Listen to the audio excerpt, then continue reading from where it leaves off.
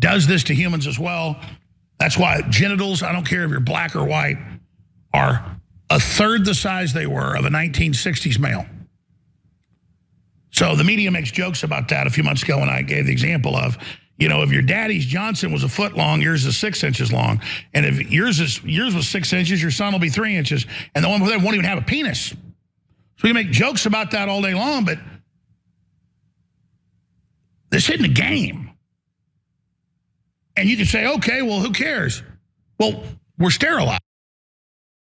Okay, so we're sterilized and our penises are a third the length that they were, based on his rigorous analysis of, I'm assuming, a sample size of 1. Honestly, I don't know. He's very worried about it. And to be fair, he has been talking about it for some time.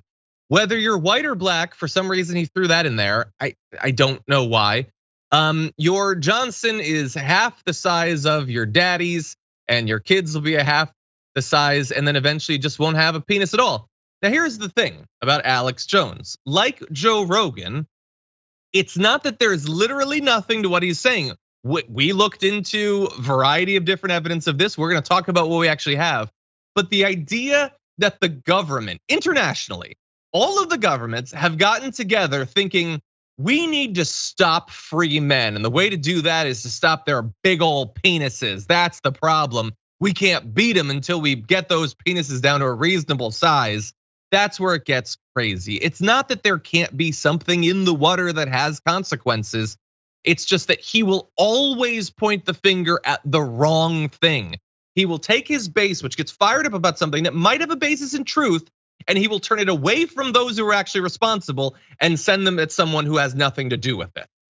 Anyway, Brett, but we're gonna jump into the evidence or whatever, but what do you make of this? If anything can shrink your genitals, it's Alex Jones. And if you're wondering about how we were able to do this research at the damage report, you remember that video where it shows like it's from China, and it's like 5 generations of like men in the family. It's like great grandfather walks in and then grandfather walks in. We did that. We had that with multiple families that had 5 generations, but they did it naked. And we watched it, and you can go to our YouTube channel for tier 3 members.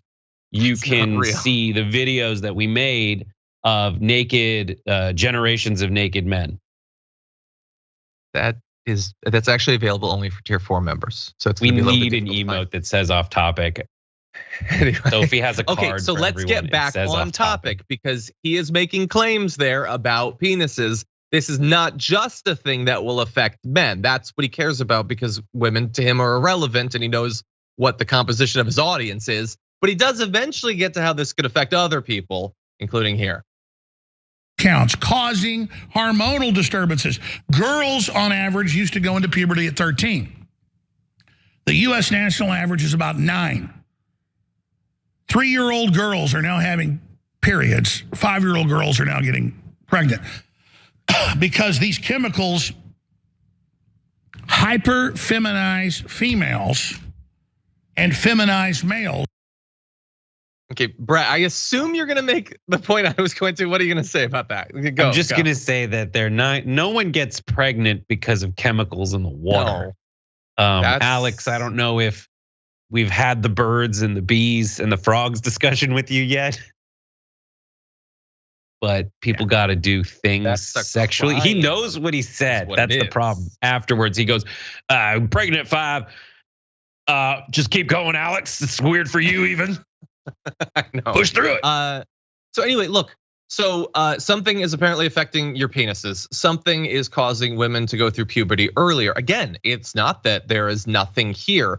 It's that this is not like someone in the State Department having a meeting and being like, how can we make pregnant 5-year-olds? I'll put the chemicals in there. There are chemicals that are affecting people. There are hormones that are in our water, that are in our environment. If you want that to stop, the solution is not to defeat the deep state. It's to protect the environment. It's to regulate business.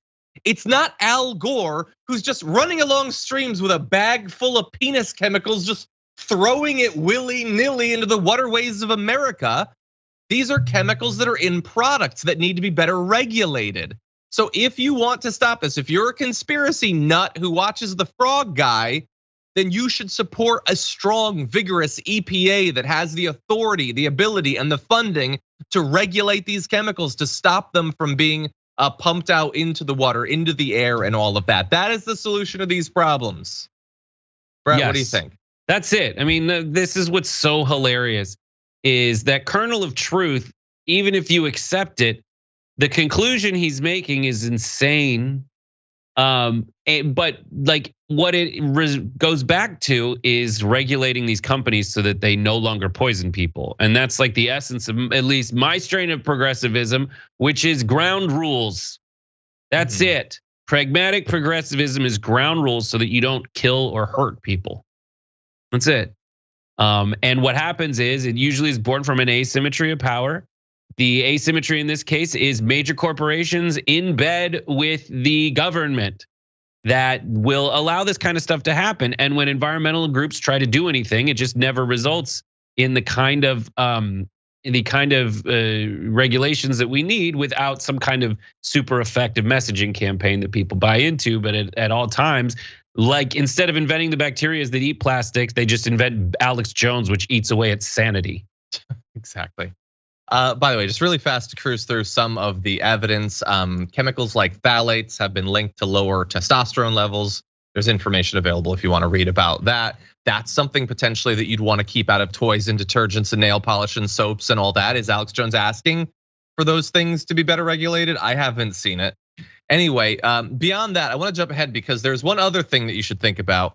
We have this doctor saying when you get COVID-19, it can affect the linings of the blood vessels. This can create difficulty in getting blood flow from one part of the body to another. In fact, this can also affect blood flow getting to the penis.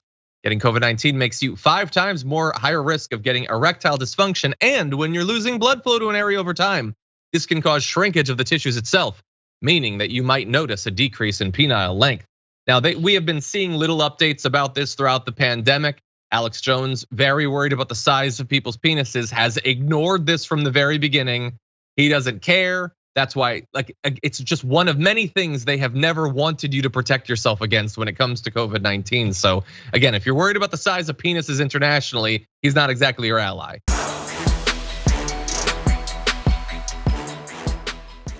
Check out the Damage Report podcast each day, wherever you get your podcasts, whether Pocket Casts or Stitcher or iTunes. You can join me as I give you the news and stories you want, with a range of co-hosts and interview guests jumping in on the fun each day. Again, that's the Damage Report, wherever you get your podcasts. And if you get them at iTunes, don't forget to rate and review. Sometimes I'll read them live on the show.